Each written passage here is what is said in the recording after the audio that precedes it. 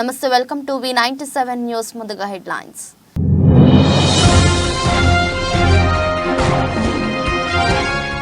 స్పెయిన్లోని వాలెన్షియాలో 14 అంతస్తుల భవనంలో భారీ అగ్ని ప్రమాదం.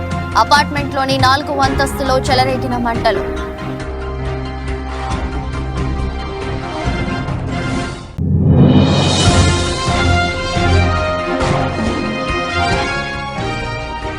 కర్ణాటకలోని రామేశ్వరం కేఫ్లో జరిగిన పేలుడు ఘటనపై కొనసాగుతున్న విచారణ. బాంబు పెట్టిన వ్యక్తిని అదుపులోకి తీసుకున్న పోలీసులు.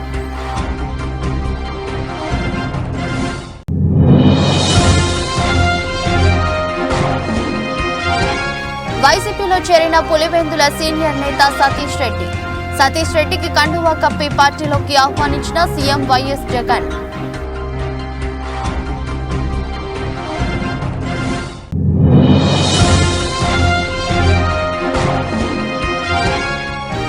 వైసీపీ తీర్థం పుచ్చుకున్న చేగొండి సూర్యప్రకాష్ కు వైసీపీ కండువా కప్పిన సీఎం జగన్.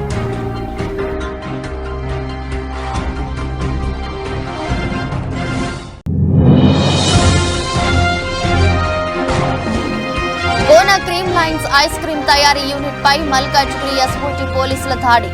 గడువు ముగిసిన ఫుడ్ కలర్ రసాయనాలను ఉపయోగిస్తున్న శ్రీనివాసరావు, భానుమూర్తిలపై అరెస్ట్.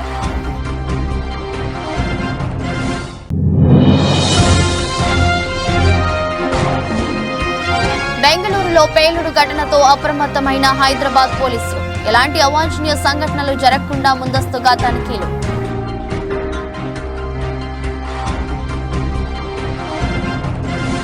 స్పెయిన్లోని వాలెన్షియాలో 14 అంతస్తుల భవనంలో భారీ అగ్ని ప్రమాదం జరిగింది. నివేదికల ప్రకారం గురువారం సాయంత్రం ఓ అపార్ట్మెంట్లోని 4వ అంతస్తులో మంటలు చెలరేగాయి. ఈ ఘటనలో 10 మంది మృతి చెందగా 20 మందికి పైగా గల్లంతైనట్లు సమాచారం. దాదాపు 350 మంది భవనంలో చిక్కుకున్నారు. మంటల నుంచి తప్పించుకునేందుకు పలువురు అంతస్తుల నుంచి దూకారు.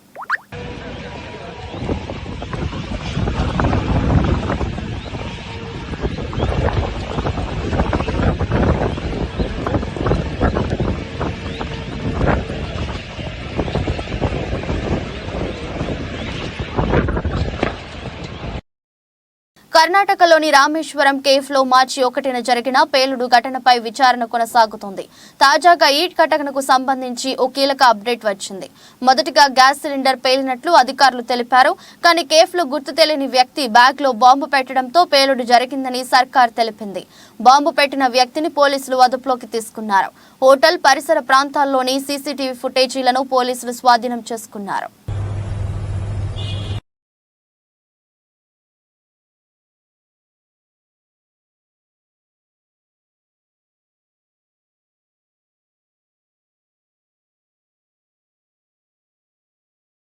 పులివెందుల సీనియర్ నేత సతీష్ రెడ్డి వైసీపీలో చేరారు. సతీష్ రెడ్డికి సీఎం వైఎస్ జగన్ కండువా కప్పి పార్టీలోకి ఆహ్వానించారు.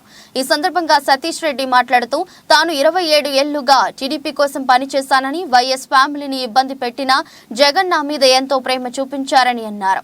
సతీష్ రెడ్డి టీడీపీ తరపున వైఎస్ఆర్ పై 2 సార్లు, జగన్ పై 2 సార్లు పోటీ చేశారు. 2020లో టీడీపీకి రాజీనామా చేశారు. కానీ నేను ఎంత కష్టపడినా, నేను ఎన్ని కష్టాలు పడి ఎన్ని ఒడిదుడుకుల్లోనే తెలుగుదేశం పార్టీకి కష్టపడినా కూడా అక్కడనేటువంటి నాయకత్వానికి నేను చేసినటువంటి కష్టానికి తగిన ప్రతిఫలం ఇవ్వాల్సింది పోయి నన్ను ఒక లాలూచిబడినటువంటి నాయకునిగా, నేను వాళ్ళు ఇచ్చినటువంటి నిధులు దుర్వినియోగం చేసినటువంటి నాయకునిగా నా మీద అక్కడక్కడ మాట్లాడడం జరిగిన తర్వాత మనస్తాపానికి గురై 2020 సంవత్సరంలో తెలుగుదేశం పార్టీని వదిలిపెట్టడం జరిగింది. తెలుగుదేశం పార్టీకి వదిలిపెట్టిన తర్వాత అనేక మంది నాయకులు నా దగ్గరికి వచ్చినప్పుడు స్పష్టంగా నాకు జరిగినటువంటి అవమానం, నాకు జరిగినటువంటి ఇబ్బందులన్నీ కూడా వాళ్లకు చెప్పడం జరిగింది. వాళ్ళు చంద్రబాబు నాయుడు గారి దృష్టికి తీసుకొని పోవడం జరిగింది. కానీ 4 సంవత్సరాలుగా దీన్ని ఏ రకంగా ప్యాచప్ చేయాలనేది కానీ, లేకుండా అంటే జరిగింది తప్పో, లేకుండా అంటే జరిగింది ఏదో వివరణ ఇవ్వాల్సింది పోయి 2020 వరకు నన్ను పట్టించుకున్నటువంటి, ఇప్పటి వరకు మొన్నటి వరకు పట్టించుకొని పోయినటువంటి పాపాన వాళ్ళు పోలేదు. కానీ పెద్ద మనసుతో నేను 27 సంవత్సరాలుగా పోరాటం చేసినప్పటికీ ప్రతి క్షణం ప్రతి నిమిషం కూడా పొలిటికల్గా నేను జగన్మోహన్ రెడ్డి గారికి కానీ వారి కుటుంబానికి కానీ ఇబ్బంది పెట్టినప్పటికీ పెద్ద మనసు చేసుకొని నన్ను రమ్మని చెప్పి ఆహ్వానించడం నిజంగా నాకు చాలా ఆనందాన్ని ఇచ్చింది. అదే తెలంగాణ ఆవిర్భావ దినోత్సవం జూన్ 2 నాటికి పూర్తి స్థాయిలో ఉద్యోగ కల్పన కల్పిస్తామని మహబూబాబాద్ ఎమ్మెల్యే డాక్టర్ భూక్యా మురళీ నాయక్ అన్నారు. తెలంగాణ ప్రభుత్వం మెగా డిఎస్సి ప్రకటించిన నేపథ్యంలో స్థానిక క్యాంపు కార్యాలయంలో నిరుద్యోగులతో కలిసి సంబరాలు నిర్వహించారు. జిల్లా కాంగ్రెస్ నాయకులు సెంతన్ రామరాజు, కమ్మగాని కృష్ణమూర్తి ఆధ్వర్యంలో నిరుద్యోగ యువత కేక్ కట్ చేసి బాణసంచా కాల్చి ప్రభుత్వానికి కృతజ్ఞతలు తెలిపారు. ఈ సందర్భంగా ఎమ్మెల్యే భూక్యా మురళీ నాయక్ మాట్లాడుతూ 10 ఏళ్ల ప్రజా హక్కుల విధ్వంసపు పాలనను పాతరేసి తెలంగాణ ప్రజలు నవశకానికి నాంది పలికారన్నారు. కాంగ్రెస్ పార్టీ హామీ ఇచ్చినట్టుగానే 6 గ్యారంటీలలో భాగంగా మెగా డిఎస్సి వేశామని తెలిపారు. గత దశాబ్ద కాలంగా నిరుద్యోగులకు ఉపాధి అవకాశాలు లేక ఆత్మహత్యలకు పాల్పడ్డారని ఆవేదన వ్యక్తం చేశారు. ప్రభుత్వం ఏర్పడిన 100 రోజుల లోపే 4 గ్యారంటీలను అమలు చేసిన ఘనత కాంగ్రెస్ పార్టీదన్నారు. తెలంగాణ ఉద్యమ సమయంలో నీళ్లు నియామకాలు ఏదైతే స్లోగన్ తోటి ఇవాళ తెలంగాణ రాష్ట్రం ఏర్పడారో ఇవాళ విద్యార్థుల యొక్క త్యాగాల పునాదుల మీద ఏర్పడినటువంటి తెలంగాణలో అత్యధికంగా నష్టపోయింది నిరుద్యోగులు. ఇవాళ ఎన్నో రోజుల కాంచి ఎదురు చూస్తూ కోచింగ్ సెంటర్లకే పరిమితమై వయసు అయిపోయి ఇవాళ ఎంతోమంది ఆత్మహత్యలు చేసుకుంటే తెలంగాణలో కనీసం పలకరించినటువంటి ఆ కేసీఆర్ ప్రభుత్వంలో ఇవాళ ప్రజాపాలన కాంగ్రెస్ పాలనలో ఏర్పడి రెండు నెలల సమయంలోనే 30,000 ఉద్యోగాలు పైచిలకు ఉద్యోగాలు ఇలా వేసిరు. ఇలా ఇచ్చిన మాట ప్రకారం 2 లక్షల ఉద్యోగాలను భర్తీ అనేటువంటిది ఇలా అంతకంటే ఎక్కువ కూడా జరుగుద్దేమో అనిపిస్తుంది. ఎందుకంటే ఇవాళ మనం పేపర్లో చూస్తున్నాం, రోజు ఒక ప్రకటన వస్తుంది, రోజు ఒకరికి ఉద్యోగం వస్తుంది. ఇవాళ ఉద్యోగాల జాతర నడుస్తుంది తెలంగాణలో. ఒకప్పుడు తెలంగాణలో పేపర్ చూస్తే ఆ ప్రక్రియను వాళ్ళు పూర్తి చేయలేదు. ఏ ఒక్క నిరుద్యోగి కూడా ఉద్యోగం రాలేదు, మనం చూసాం. అందుకే ఇప్పుడున్నటువంటి ప్రజలు కోరుకున్నటువంటి ప్రభుత్వం వచ్చింది, ప్రజాప్రభుత్వం వచ్చింది. ప్రజాప్రభుత్వంలో భాగంగా ఇప్పటి వరకు 30,000 పోస్టులను భర్తీ చేయడం జరిగింది. అదేవిధంగా రాబోయే రోజుల్లో మన ప్రియతమ నాయకులు ముఖ్యమంత్రులు రేవంత్ రెడ్డి గారు సంవత్సరం తిరగక ముందే 2 లక్షల ఉద్యోగాలు భర్తీ చేస్తామన్నారు. అదే ప్రక్రియలో భాగంగా మెగా డిఎస్సిని నిజంగా కూడా నిర్వర్తించడం. ఇప్పుడు ఇవన్నీ మన నిరుద్యోగులకు ఈ పథకాలు ఏవైతే ఈ నిరుద్యోగ సమస్యలు అయితే ఉన్నాయో వారికి అంకితం చేస్తూ ఈ ఉద్యోగ భర్తీలను కూడా నిరుద్యోగులకు వాళ్ళందరికీ ఇవి అంకితం చేయడం జరిగింది. అదేవిధంగా ఇప్పుడున్నటువంటి నిరుద్యోగులు ఎవరైతే ఉన్నారో మీరందరూ తిరిగి తట్టాబుట్ట సర్దుకొని మనం యూనివర్సిటీలలో కావచ్చు, హైదరాబాద్ కాకతీయ యూనివర్సిటీలోకి వెళ్ళి మీరు క్రమశిక్షణతోటి మీరు చదువుకోండి. ఎటువంటి పైరవులు లేకుండా ఈ ఉద్యోగ భర్తీలను మేము నోటిఫై చేస్తాము. మెరిట్ స్టూడెంట్లకి ప్రాధాన్యత ఇస్తూ ఈ ఉద్యోగ అవకాశాలన్నింటినీ పేద దళిత బహుజన ఎవరైతే నిరుపేద కుటుంబాలు ఉన్నారో వాళ్ళందరికీ న్యాయం జరిగే విధంగా ఇప్పుడు కాంగ్రెస్ ప్రభుత్వం తీసుకొచ్చినటువంటి అనేక ఉద్యోగ నోటిఫికేషన్లను భర్తీ చేస్తాం, మెరిట్ ద్వారానే భర్తీ చేస్తామని చెప్పేసి అందరికీ తెలియడం జరిగింది. ఇంతకు ముందు వారు ఏవైతే గ్రూప్ 1, గ్రూప్ 2 అలాగే ఈ పోస్టులు ఏవైతే భర్తీ చేయాలనుకున్నారో అవి కేవలం ఇప్పుడు ఉన్నటువంటి బఠానీలను అమ్ముకున్నట్టుగానే ప్రశ్నపత్రాలను వాళ్ళు అమ్ముకున్నారు, మనం చూసాం. కానీ కాంగ్రెస్ ప్రభుత్వం పారదర్శకంగా ఉంటుంది. అనేకమైనటువంటి నోటిఫికేషన్లు ఏవైతే రాబోతున్నాయో రాబోయే రోజుల్లో ఒక క్రమశిక్షణగా ప్రతి ఒక్కరి పద్ధతిగా ఎటువంటి ఒత్తిళ్లకు లోను కాకుండా ఈ ప్రక్రియను మేము భర్తీ చేస్తాము. అలాగే నిరుద్యోగులందరికీ నేను ఒకటే చెప్తా ఉన్నా, మీరు కష్టపడి చదవండి, మెరిట్లో మీరు ఉద్యోగాలు సాధించండి. కాంగ్రెస్ ప్రభుత్వాన్ని అభివృద్ధి పథకం వైపు నడిపించే బాధ్యత మీదేనని చెప్పేసి మీకు ఈ విషయం. తాడేపల్లిగూడెం సభలో జనసేనాని పవన్ కళ్యాణ్ చేసిన వ్యాఖ్యలు తీవ్ర చర్చనీయాంశం కావడం తెలిసిందే. ఈ నేపథ్యంలో కీలక పరిణామం చోటు చేసుకుంది.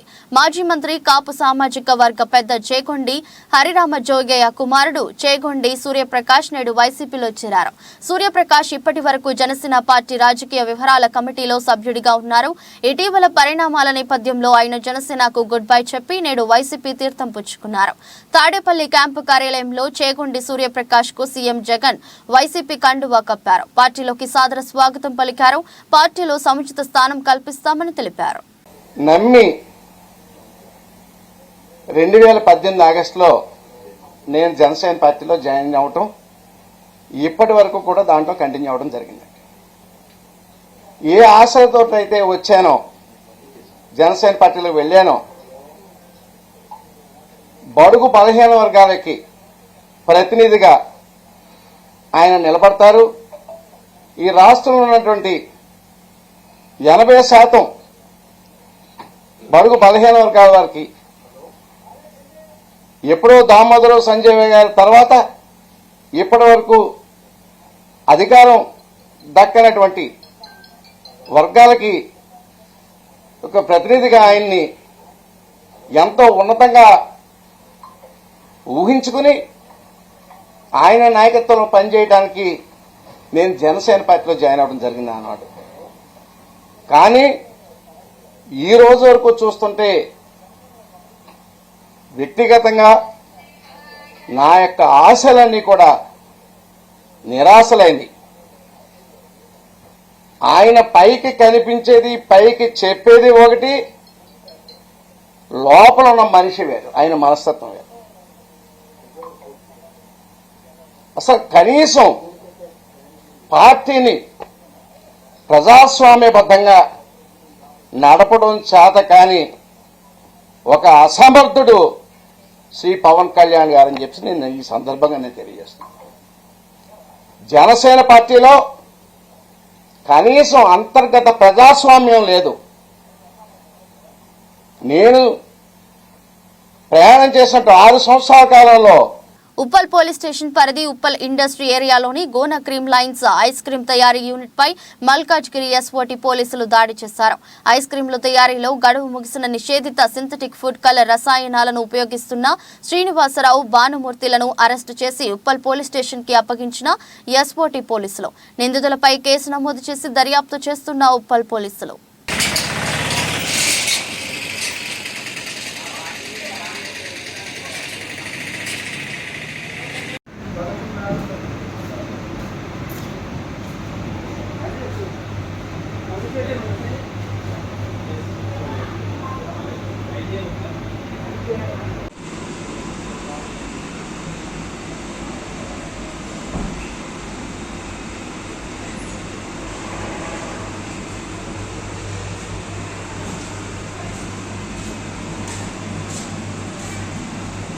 ఫిర్జాదిగూడ మున్సిపల్ కార్పొరేషన్ లో వార్షిక బడ్జెట్ సమావేశం మేయర్ జక్కా వెంకటరెడ్డి ఆధ్వర్యంలో జరిగింది.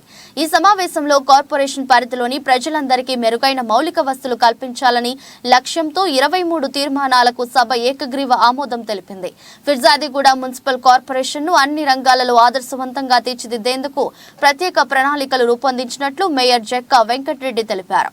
అదేవిధంగా కార్పొరేషన్ పరిధిలో పెండింగ్ లో ఉన్న ఎస్ఎన్డిపి పనులలో జాప్యం గురించి, ఇతర సమస్యల గురించి త్వరలోనే ముఖ్యమంత్రి రేవంత్ రెడ్డిని కలుస్తామని మేయర్ జక్కా వెంకటరెడ్డి తెలిపారు.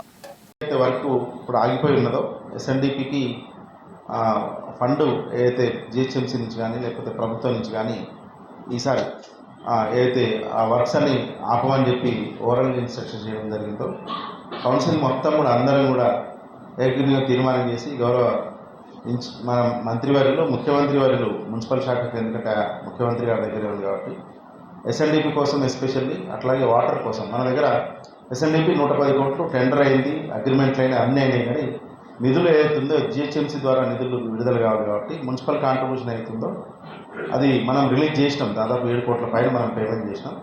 జిహెచ్ఎంసీ బ్యాంక్లోనే 858 crore అవుతుందో దాంట్లో భాగంగా ఆ డబ్బులు జిహెచ్ఎంసీ వాళ్ళు విడుదల చేస్తలేరు కాబట్టి దానికోసం ముఖ్యమంత్రి గారిని కూడా కలవాలనుకున్నాం. అట్లాగే మన దగ్గర water works department mission Bhagiratha 2 phase కింద క్రితం గవర్నమెంట్ 2 రిజర్వాయర్లు కంప్లీట్ చేసినాం. ఒకటి 50 లక్షలు, ఒకటి 20 లక్షల లీటర్లు.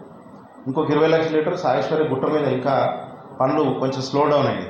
సో దాన్ని కూడా స్పీడప్ చేసి అయితే 50 లక్షలు 20 లక్షల్లో కూడా నీళ్లు నింపాలి. ఇంతవరకు నీళ్లు నింపాలని చెప్పి ఈసారి అది కూడా ఉపయోగించుకుంటే, ఎందుకంటే ఇప్పుడున్న 40 లక్షల లీటర్లకు అంతకుముందు ప్రభుత్వం దినం తప్పించి దినం ఇచ్చే ప్రయత్నం చేసేది. ఇప్పుడు వచ్చినాక మొన్న నుంచి అధికారికంగానే ప్రభుత్వ అధికారులు ఏం చేస్తారంటే 2 days మధ్యలో గ్యాప్ ఇచ్చి 3rd day అంటే ఎవ్రీ 3 రోజులకు ఒకసారి నీళ్ళు ఇస్తామని చెప్పి చెప్పడం జరుగుతుంది. కాబట్టి అది కూడా ముఖ్యమంత్రి, ఎందుకంటే రిజర్వాయర్ లేని దగ్గర ఇబ్బంది ఉందేమో కానీ మనకు కావాల్సినంత రిజర్వాయర్ కెపాసిటీ ఉంది. 40 లక్షలు ఉండేది 90 లక్షలు పెంచినాం, అంటే 1,30,00,000 పెంచినాం కాబట్టి సో దాన్ని కూడా నీళ్లు నింపుకున్నట్టయితే మనకు బ్రహ్మాండంగా నీళ్ళు వస్తాయి. కాబట్టి మనకు ఆ నీళ్ళు ఇంప్రూవ్ చేయాల్సింది కూడా ఈ 2 తీర్మానాలు ఈరోజు మన ముఖ్యమంత్రి గారి దృష్టికి తీసుకెళ్లాలని కూడా అనుకున్నాం.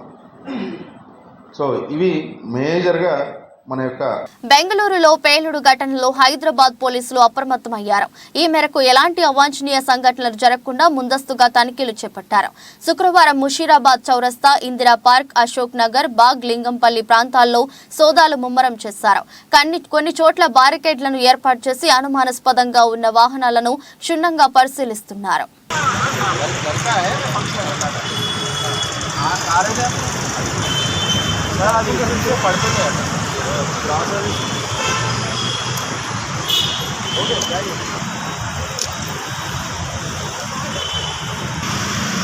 ఖమ్మం జిల్లా మధిర నియోజకవర్గ శాసనసభ్యులు, తెలంగాణ రాష్ట్ర డిప్యూటీ సీఎం మల్లు భట్టి విక్రమార్క శుక్రవారం ముదిగొండ మండల కేంద్రంలో ముమ్మరంగా పర్యటించారు. ఈ సందర్భంగా కాంగ్రెస్ ప్రభుత్వం ప్రకటించిన 6 గ్యారంటీల అమలులో భాగంగా 200 యూనిట్ల లోపు ఉన్న లబ్ధిదారులకు ఉచిత కరెంట్ అమలులో రసీదును ముదిగొండ మండల కేంద్రంలో జీరో బిల్ లబ్ధిదారులు అయినటువంటి కృష్ణయ్య, సునీల్లకు అందజేశారు.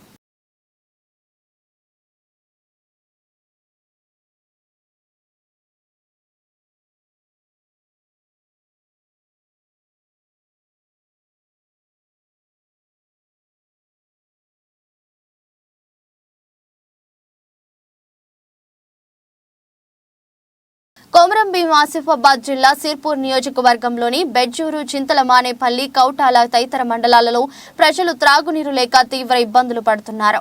వేసవికాలం ప్రారంభమైన నేపథ్యంలో గ్రామాలలో ఉన్న మంచినీటి బోర్లు చెడిపోయి గ్రామ శివార్లలో ఉన్న బావుల దగ్గర, మంచినీటి నల్లాల దగ్గర త్రాగునీటి కోసం ప్రజలు గంటల తరబడి నిరీక్షించాల్సి వస్తుంది. నీటి సమస్య లేకుండా చూడాలని జిల్లా ఉన్నతాధికారులు, మండల అధికారులకు చెప్పినప్పటికీ అధికారులు నిమ్మకు నీరెత్తినట్లు వ్యవహరించడంతో నియోజకవర్గంలోని మండలాలలో త్రాగునీటి సమస్య తీరడం లేదు. నియోజకవర్గంలోని మండలాలలో ఉదయం 8 గంటల నుండి 11 గంటల వరకు కూడా త్రాగునీటి కోసం గంటల తరబడి నిరీక్షించవలసిన పరిస్థితి ఏర్పడిందని పలు గ్రామాల ప్రజలు శనివారం ఉదయం 11 గంటలకు తమ ఆవేదన వ్యక్తం చేశారు.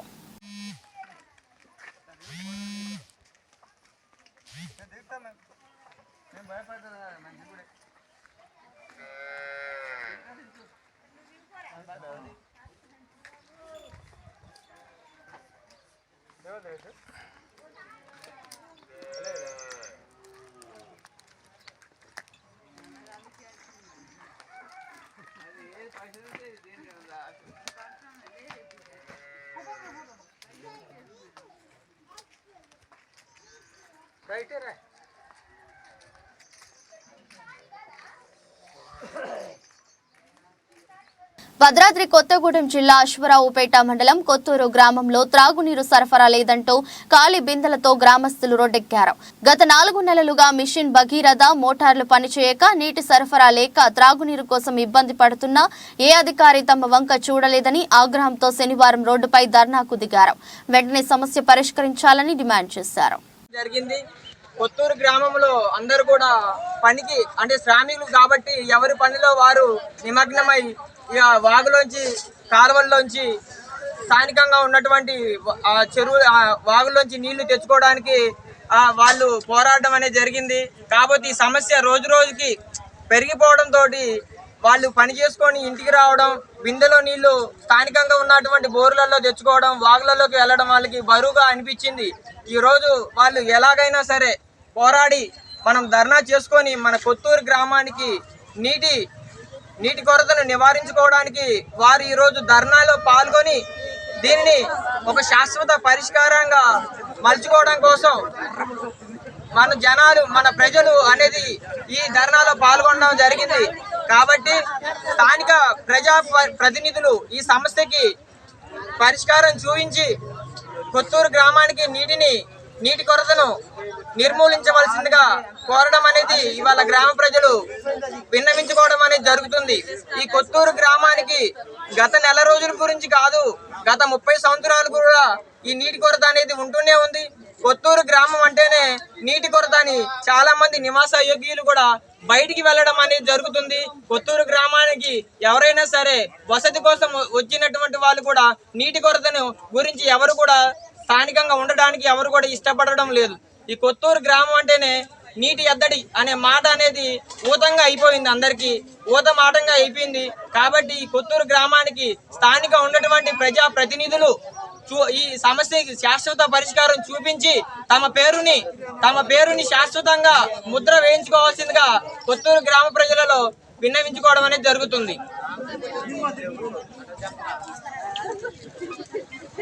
రంగారెడ్డి జిల్లా రాజేంద్రనగర్ వెంగమాంబ హోటల్లో అత్తాపూర్ బ్రాంచ్ లోని జీహెచ్ఎంసీ కమిషనర్ రవికుమార్ తో పాటు ఫుడ్ సేఫ్టీ అధికారులు తనిఖీలు చేశారు. ఈ సందర్భంగా వారు మాట్లాడుతూ ప్రజలకు ఆహారం సరిగ్గా ఇవ్వడం లేదని రోజు పేపర్లో కూడా చూస్తున్నారు. అదేవిధంగా పలు రెస్టారెంట్లపై మాకు ఫిర్యాదు అందగానే తనిఖీలు చేపడుతున్నాం.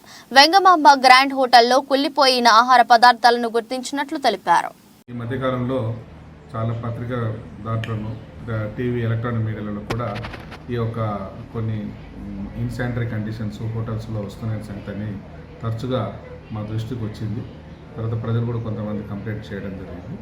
ఇటువంటి ఇష్యూస్లో ఆకస్మికంగా ఈరోజు ఎస్వీఎం దీన్ని హోటల్లో ఇన్స్పెక్షన్ చేయడం జరిగింది. కొద్ది మేరకు బారోలకు శానిటేషన్ మెయింటైన్ చేసినా మరి చివరికి మనం చూస్తూ ఉంటే కొద్దిగా ఫ్రిడ్జ్లో నిన్న మొన్న తయారు చేసినటువంటి ఈ యొక్క చికెన్ పీసెస్, ఆ లెగ్ పీసులు, తర్వాత తందూరి ఐటమ్స్ అని అందులో పెట్టి ఉన్నాయి. ఏ ఫుడ్ అయినా కూడా మాంసం రెండోసారి దాన్ని ఉడికించి మళ్ళీ పెట్టకూడదు. దాని నుంచి విషతుల్యమైనటువంటి పదార్థాలు వెలువడతాయి కాబట్టి అదే ప్రజలకు అనారోగ్యంగా ప్రాణాలకు తోటి చెలగాటం అన్నట్టు ఉంటుందని చెప్పేసి ఫస్ట్ టైంగా వాళ్ళను మొదటి దఫాగా హెచ్చరించినాం. ఆ ఫుడ్ అంతా కూడా సీజ్ చేసేసి దాన్ని పాడవేయించడం జరిగింది. తర్వాత మిగతా అంతా ఫుడ్ వేరే ఇంకెక్కడ ఏమైనా ఉందా హెవీగా సంగతి చూస్తే ఆ ఒక దీన్ని తప్పించి మిగతాది ఫ్రెష్ ఫుడ్డే ఉంది కాబట్టి ఆ శానిటేషన్ అనేది కూడా బాగానే మెయింటైన్ చేస్తున్నారు. ఈ ఒక్క చిన్న పొరపాటు అనేది కూడా కనబడకుండా దానిపైన జరిమానాతోటి పెట్టేసి మొదటి దఫాగా హెచ్చరించే వాళ్ళని 30 ఏళ్లుగా తాను తిరువూరు నియోజకవర్గంలో ప్రజలకు సేవలు చేస్తున్నానని మాజీ ఎమ్మెల్యే తిరువూరు వైసీపీ ఎమ్మెల్యే అభ్యర్థి నల్లగట్ల స్వామిదాస్ అన్నారు. శనివారం తిరువూరు పట్టణంలో మార్నింగ్ వాక్ లో భాగంగా ప్రజలతో ఆయన సమస్యలపై ముఖాముఖి కార్యక్రమాన్ని నిర్వహించారు. తాను తిరువూరుకు స్థానికుడని, ఎప్పుడు ప్రజా సేవలోనే ఉంటున్నానని, తనకు వచ్చే ఎన్నికల్లో మద్దతు పలకాలని ప్రజలను కోరారు. ఇంకా ప్రాబ్లం ఉంటే నేను చేస్తాను. జగన్మోహన్ రెడ్డి గారి అండతో ఏ పనులు చేద్దాం. ఈ డ్రైనేజీ మొత్తం మురికి లేకుండా చేసేద్దాం. అర్థమైందా? కేసీఆర్ నాని గారు కూడా పోటీ చేశారు ఎంపీగా. నేను కేసీఆర్ నాని గారు జగన్మోహన్ రెడ్డి గారు కలిసి ఒక ప్లాన్ చేసి ఈ తెలంగాణకి ఎంట్రన్స్ తిరువూరు అంటే మన ఈ తిరువూరును చూస్తే వచ్చిన వాళ్ళు ఆంధ్రాను చూసి అదిరిపోవాలన్నమాట. అంత డెవలప్మెంట్ మనం తీసుకొద్దాం. జగన్మోహన్ రెడ్డి గారు మనకి చేయూతనిస్తాడు. నేను చెప్పింది వింటారు. నేను ప్రజల కోసం బతికే మనిషిని తెలుసుగా. 30 ఏళ్ళ నుంచి ఇక్కడ చూస్తున్నారు. మీరు స్థానికుడిని. మీ అందరికి కూడా మీరు ఎన్నిసార్లు వచ్చారు నా దగ్గరికి? ఏ అవసరం వచ్చినా అందుకున్నాను లేదా, ఆదుకున్నాను లేదా? అది తిరువూరు నియోజకవర్గం పట్టణం 1వ వార్డులో ఎన్నికల ప్రచారంలో భాగంగా శనివారం మీడియాతో మాట్లాడారు. రాష్ట్రంలో జగన్ ప్రవేశపెడుతున్న సంక్షేమ పథకాలు అబద్ధము, మోసపూరితమని అన్నారు. ఒక పేదవాడు లోన్ తీసుకుని కారు కొంటే అతనికి సంక్షేమ పథకాలు రావు అంటున్న ఈ ప్రభుత్వం వల్ల అతను తెలంగాణలో కారు కొని తెలంగాణలో రిజిస్ట్రేషన్ చేసుకుంటున్నారు. అంటే రిజిస్ట్రేషన్ ఆదాయం కూడా తెలంగాణకే వెళ్తుంది అన్నారు. సంక్షేమ పథకాలు ఎంత అబద్ధం, ఎంత మోసం అంటే ఒక ఉదాహరణ చెప్తాను. ఒక కారు డ్రైవరు చాలా సంవత్సరాలుగా కారు నడుపుతూ డ్రైవర్గా జీవనోపాధి సాధిస్తున్న ఆ వ్యక్తి ఈ మధ్య కొంత లోన్ తీసుకొని ఒక కారు కొనుక్కున్నాడు. మరి ఆ కారు ఆంధ్రప్రదేశ్లో రిజిస్టర్ చేస్తే కారు ఉందని చెప్పేసి అతను పేదవాడు, డ్రైవర్గా వృత్తిని కొనసాగిస్తున్నాడు, కుటుంబాన్ని పోషించుకుంటున్నాడు. లోన్ తీసుకొని కారు కొనుక్కున్నాడు. కానీ కారు ఉంటే మిగతా పథకాలకి మిగతా సంక్షేమ పథకాలకి అనర్హుడవుతాడు, అతని పేరు తీసేస్తారనే భయంతో తెలంగాణ వెళ్ళి కారు రిజిస్ట్రేషన్ చేయించుకొచ్చాడు. అంటే ఆ కారు రిజిస్ట్రేషన్ వల్ల వచ్చే పన్ను కూడా తెలంగాణ ప్రభుత్వానికి వెళ్ళింది. అంటే జగన్మోహన్ రెడ్డి గారి పరిపాలన వల్ల, ఆయన విధానాల వల్ల జరుగుతున్న నష్టం ఇది. కాబట్టి జగన్మోహన్ రెడ్డి చెప్పే సంక్షేమ పథకాలన్నీ కూడా మోసం. అమ్మఒడికి సంబంధించి చాలా చాలా దారుణం. కరెంటు బిల్లు ఎక్కువ వస్తుందని, ఇల్లు కొద్దిగా పెద్దదుందని, అందరూ పేద కుటుంబాలే, కూలి పని చేసుకునే వాళ్ళే. అంటే కూలి పని చేసుకునే వాళ్ళు కొంచెం మంచింట్లో ఉన్నా కూడా వాళ్ళకి ఈ పథకాలు ఏవి వర్తించకుండా ఈ ప్రభుత్వం అమలు చేస్తుంది. కాబట్టి అందరూ అర్థం చేసుకోండి, తెలుగుదేశం పార్టీ జనసేన ఉమ్మడిగా రేపు ప్రభుత్వాన్ని ఏర్పాటు చేసి సూపర్ 6 పథకాలు ఏవైతే అమలు చేస్తున్నామో రాజకీయాలకు అతీతంగా అందరికీ అందిస్తాము. మెరుసుపల్లి షర్మిలను నమ్మి ఆంధ్ర ప్రజలు మోసపోవద్దని వైఎస్ఆర్టీపీ నాయకులు కోరారు. విజయవాడ గాంధీనగర్ ప్రెస్ క్లబ్ లో శుక్రవారం విలేకరుల సమావేశంలో మాట్లాడుతూ షర్మిల కారణంగా తెలంగాణలో లక్షలు ఖర్చు పెట్టామని అన్నారు.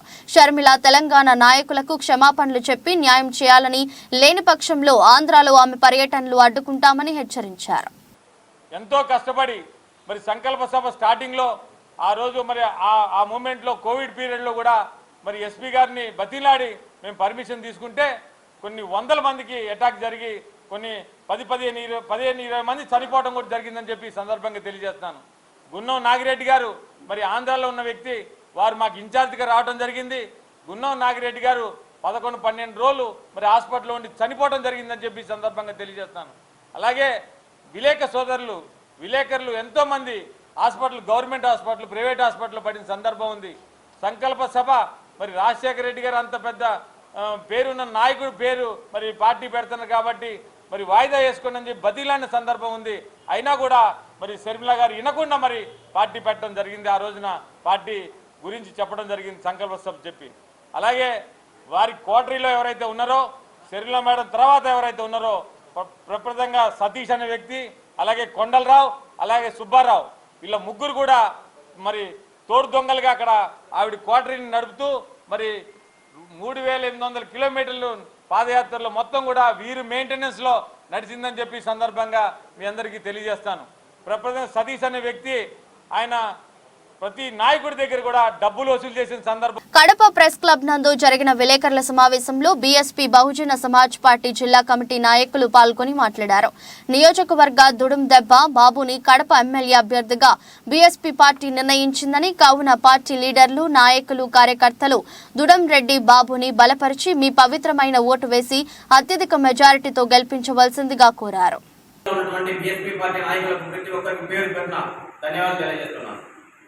ఈ పార్టీలో చేయడానికి ముఖ్య ఉద్దేశం ప్రాంతీయ పార్టీలు అన్నటువంటి వైఎస్ఆర్ కాంగ్రెస్ పార్టీ, టీడీపీ, జనసేన, ఈ పార్టీలు ఎస్సీ, ఎస్టీ, బీసీలను గుర్తించావు. ఎంతసేపు ఉండే వాళ్ళ కనుక జెండాలు పట్టుకొని మోయించేదానికి తప్ప దేనికి పనికిరావనేది ఈ సందర్భంగా తెలియజేస్తాను. ఎందుకంటే 175 స్థానాల్లో బీసీలకు ఎన్ని సీట్లు ఇచ్చారు, ఎస్సీలకు ఎన్ని సీట్లు ఇచ్చారు, ఎస్టీలకు ఎన్ని సీట్లు ఇచ్చారు, మైనార్టీలకు ఎన్ని సీట్లు ఇచ్చారు అనేది మా ప్రశ్న. ఈ సందర్భంగా ఎవరే కానీ బీసీ, ఎస్సీ, ఎస్టీ, బడుగు బలహీన వర్గాలు ఎవరు కూడా పలకరించిన పాపాన పోలేదు. ఇప్పుడు మాత్రం డివిజన్లలో, మండలాలలో బీసీలు మా సోదరులు, బీసీలు బ్యాక్ బోన్, బీసీలు అంటే బిగ్ క్యాస్ట్ అని మేము అనుకుంటున్నాం. కానీ వాళ్ళ దృష్టిలో మాత్రం బీసీలు అంటే బ్యాడ్ క్యాస్ట్ అని వాళ్ళు. వార్తలు ముగించే ముందు మరోసారి హెడ్లైన్స్.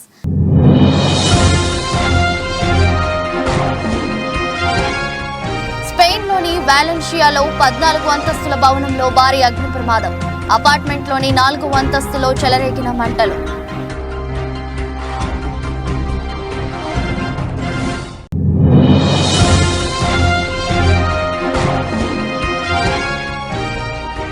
కర్ణాటకలోని రామేశ్వరం కేఫ్లో జరిగిన పేలుడు ఘటనపై కొనసాగుతున్న విచారణ.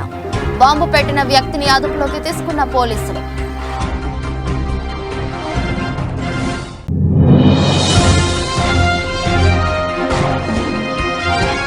వైసీపీలో చేరిన పులివెందుల సీనియర్ నేత సతీష్ రెడ్డి. సతీష్ రెడ్డికి కండువా కప్పి పార్టీలోకి ఆహ్వానించిన CM YS Jagan.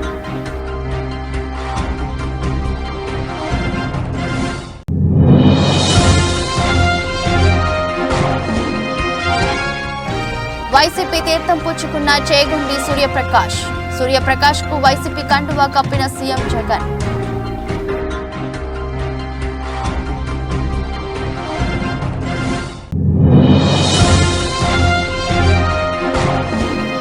Gona cream lines ice cream తయారీ యూనిట్ పై మల్కాజ్గిరి ఎస్ఓటీ పోలీసుల దాడి. గడువు ముగిసిన ఫుడ్ కలర్ రసాయనాలను ఉపయోగిస్తున్న శ్రీనివాసరావు, భానుమూర్తిలపై అరెస్ట్.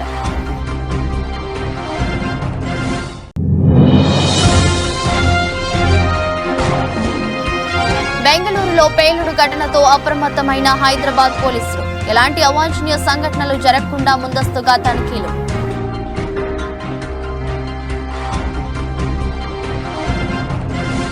ఇదరస్ట్ బులెటిన్ మరో బులెటిన్లో మళ్ళీ కలుద్దాం. అంతవరకు సెలవు. నమస్కారం.